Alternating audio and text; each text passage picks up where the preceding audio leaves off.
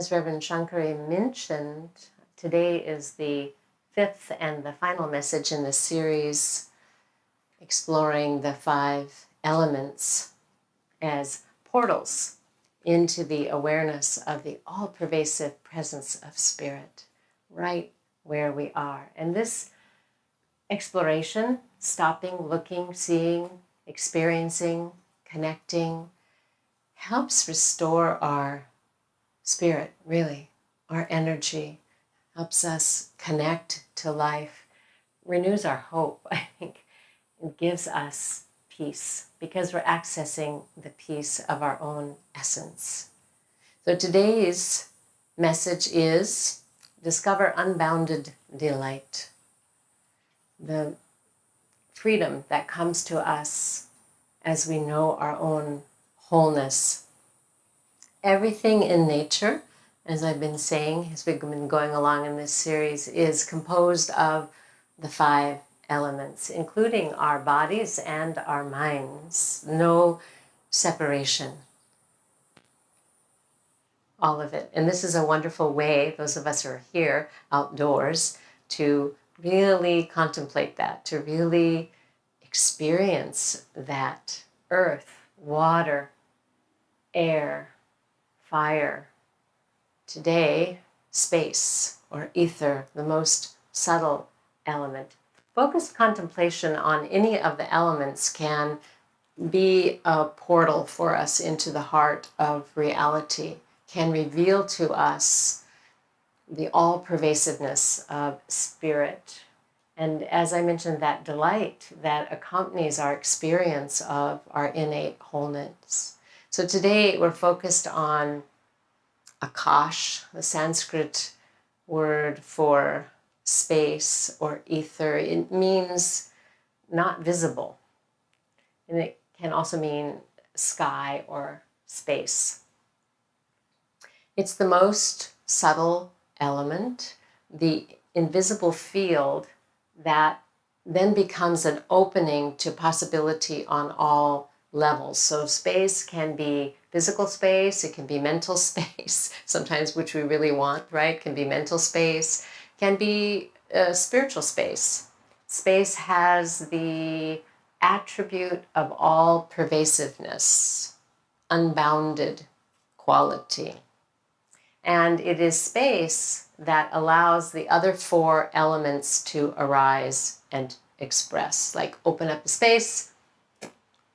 And it's like that in our life. I mean, here we are. We opened up this space and you came. We opened up this space for streaming and you arrived. And so it's like that in our life. And we want to really think about what it is we open the space for and how we do that. So space makes everything possible, like the silence between the notes that makes the music possible. From the Tao Te Ching, Lao Tzu said, "We hammer wood for a house, but it is the inner space that makes it livable." I recently went on a private retreat at the ocean, at the beach in Santa Cruz, in a home that had an expansive view of the sea and the horizon. And while I was there, I was contemplating the elements and thinking about creation. You know, how is it that Spirit moves forth into expression as all that is? How does the invisible take on visible form and express for a time?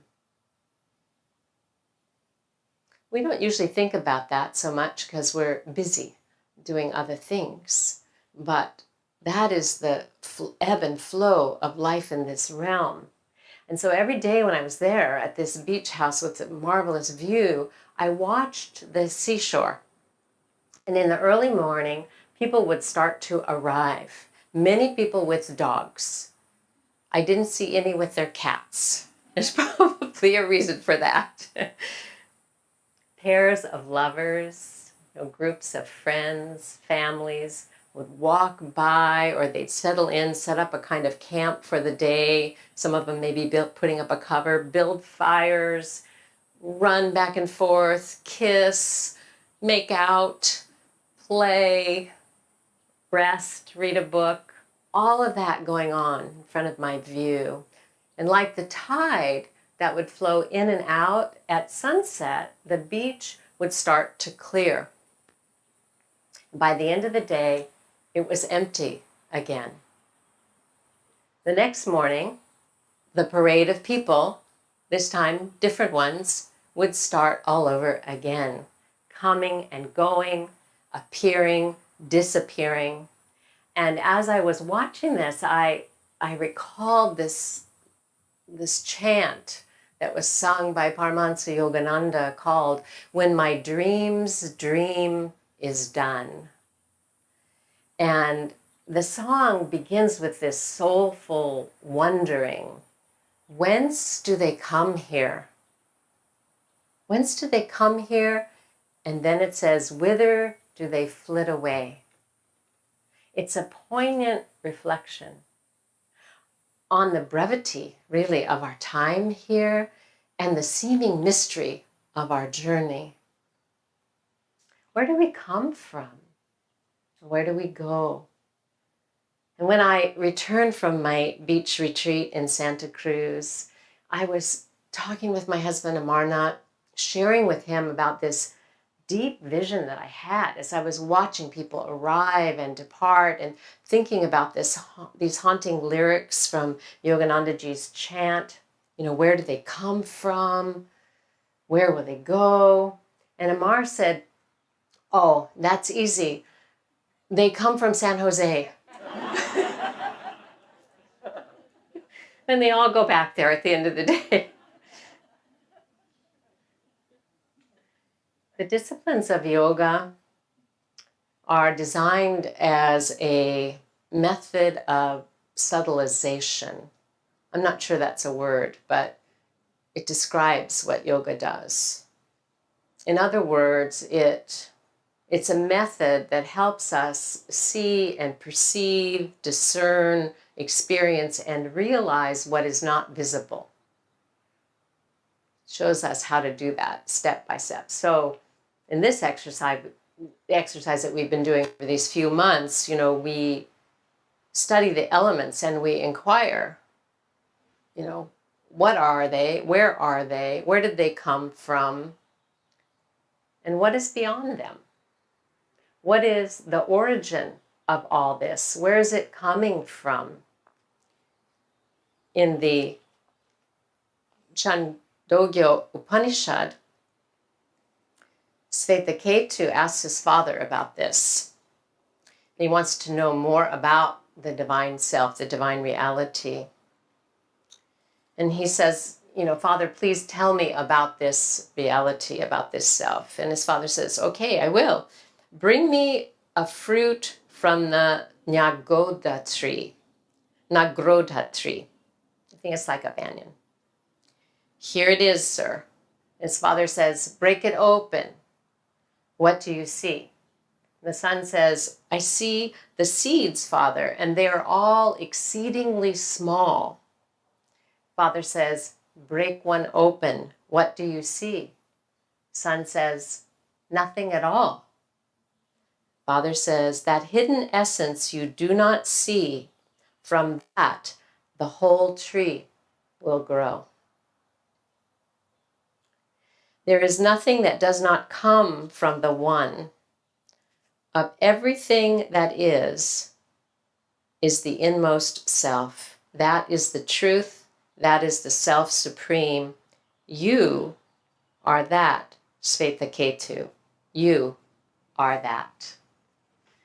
And one of the verses in this chapter, in this Upanishad, is this: "Those who depart from this world without knowing who they are or what they truly desire have no freedom here or hereafter. But those who leave here knowing who they are and what they truly desire have freedom everywhere, both in this world and the next."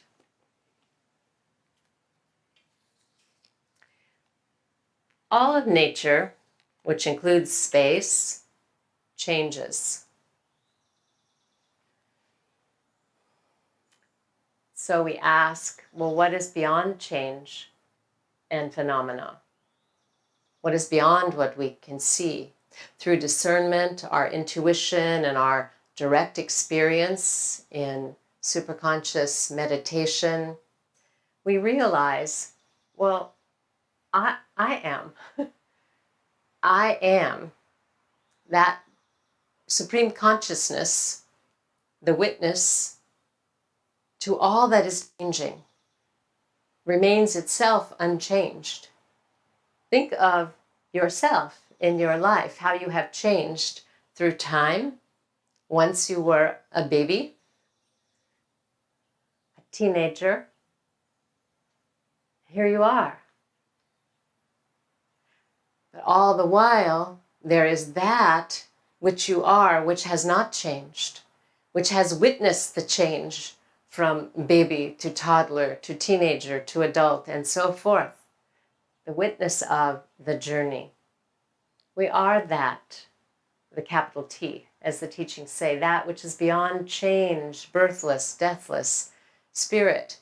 That which takes on a viewpoint and a form, a body and a mind for a short time, and then, like the people on the beach, returns to its origin. Rumi wrote a beautiful poem, one probably familiar to you. The breeze at dawn, the breeze at 10:38 has secrets to tell you. Don't go back to sleep. You must ask for what you really want. Don't go back to sleep.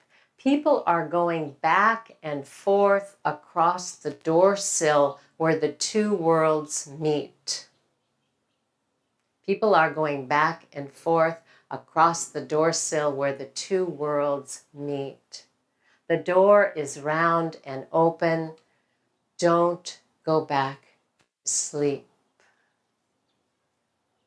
For 5 months, we have been contemplating the connection between spirit and nature, mind and manifestation, and all the while the invitation that I've made every month with every lesson has been, go outside, experience the elements. Here we are, outside and online. Our focus today, as I said, is the space element.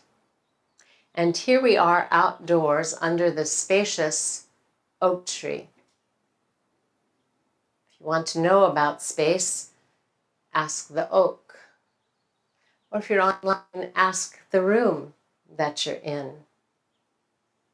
Many people have been working for quite a while to make this space possible, to create this space. You know, it required a vision,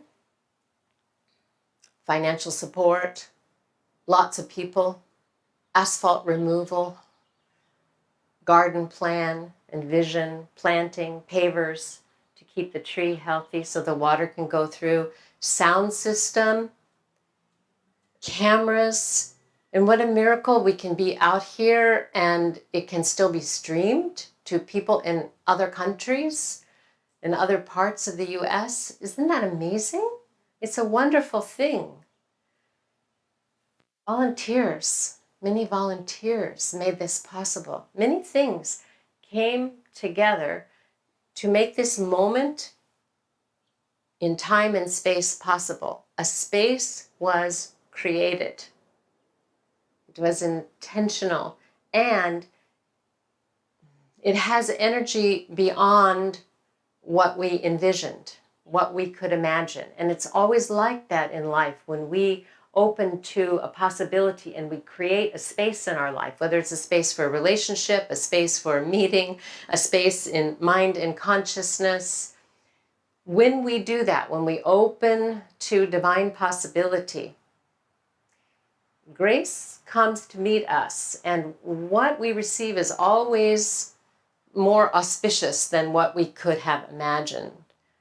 So now at our spiritual center, there's a tree inside the temple, and there's a temple inside the tree. Author Rebecca Solnit wrote, "Trees are an invitation to think about time and to travel in it the way they do by standing still and reaching out and down. Trees are an invitation to think about time and to travel in it the way they do by standing still or sitting still and reaching out and down." It feels to me uplifting, ancient, and at the same time new, to sit beneath this great tree and share the teachings today. We have considered this tree in the meditation garden as a rishi tree. It's what we have named it, paying homage to the Vedic sages who taught their students in years past sitting under great trees like this one, outdoors. And I thought about the meeting of Yogananda's guru, Sri Yukteswar, with Mahavatar Babaji under a great tree at the Rai Ghat in India.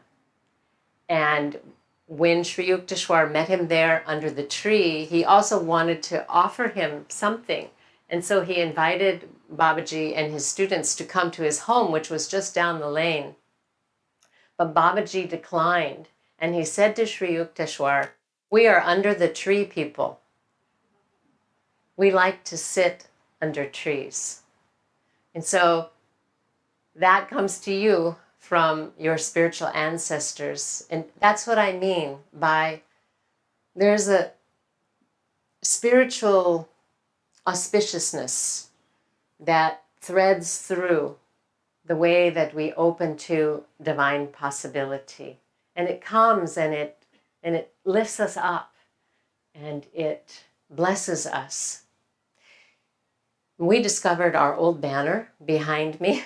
This old banner from the space that we rented at Winchester Plaza for services before we came here and bought this property many decades ago now. And we discovered it just fit. And that it was a way to bring the symbols from the inside temple out here. And I want to tell you that behind this banner is the older banner, the first banner that we ever had, and the one that we had in Day Spring Chapel, one of the first locations we had for worship. And that one says on it, "With God we can." And at that time, it was, we borrowed that phrase because it was a phrase that my guru, Roy Eugene Davis, was using on his logo, on his materials. And those of you who are studying with me today will recognize in that intentionality and that saying, "With God we can," the connection to the phrase that he so often used, that there's an enlivening power that is running this universe, and we can learn to cooperate with it. We can learn to cooperate with it. With God, we can. So that statement, to give you a little history, he changed it. It was a statement that other ministries were using at the time, and the way they used it was slightly different. What they said was, there's a power for good that runs this universe, and we can use it. There's a difference. The distinction, we can use it we can learn to cooperate with it, is the fundamental shift that we need to make in consciousness for the healing of our world. Right? The earth is telling us, learn how to cooperate with nature. Learn how to cooperate with one another. Learn how to cooperate with God, with the infinite. Learn that. Because when we do, then the supportive powers of nature and divine grace come to meet us. They show up like this in the space that we create through our conscious cooperation with Spirit. Every morning, meditation here, that's here and globally online, begins with chanting the Gayatri mantra. The prayer then and the day begins with an orientation in space. Om Bhur Bhuvah Swaha. Connecting earth, atmosphere, and the highest realms. The physical, the mental, the spiritual. The prayers begin with this declaration, this attunement. Here I am, physically, mentally. I bring my mind here to my prayer, to my meditation. I connect with my soul in this moment. It's a declaration like Moses responding to God's call. Here I am. Here I am. Body, mind, spirit. That's the work of yoga. Try to keep ourselves from wandering off too far with the mind into the past, into the future. Here I am. Here I am. Next month, as Reverend Shankari mentioned in the announcements, we'll be offering a yagya, our annual fire ceremony for Guru Purnima. It's a ritual for meeting with the infinite, for harmonizing our experience of heaven and earth right here. And it always begins with an orientation in time and space. And it's this. So I want to share this orientation with you now and just invite you to open your heart and your mind and experience it like this.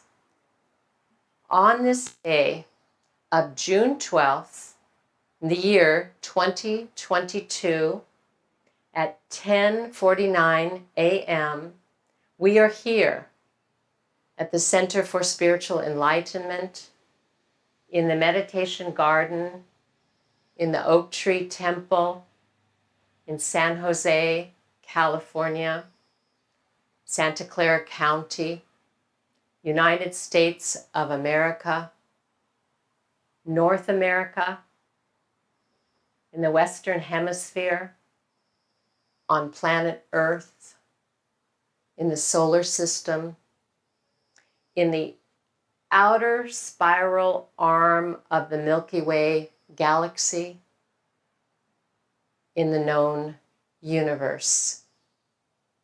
Here we are.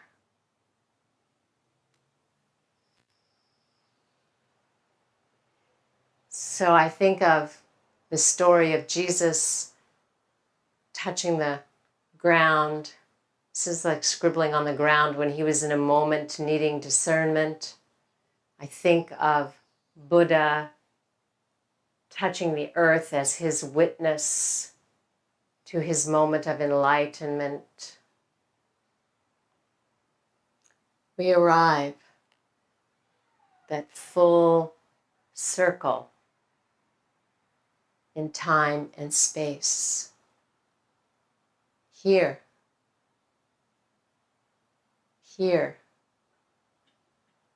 in this body,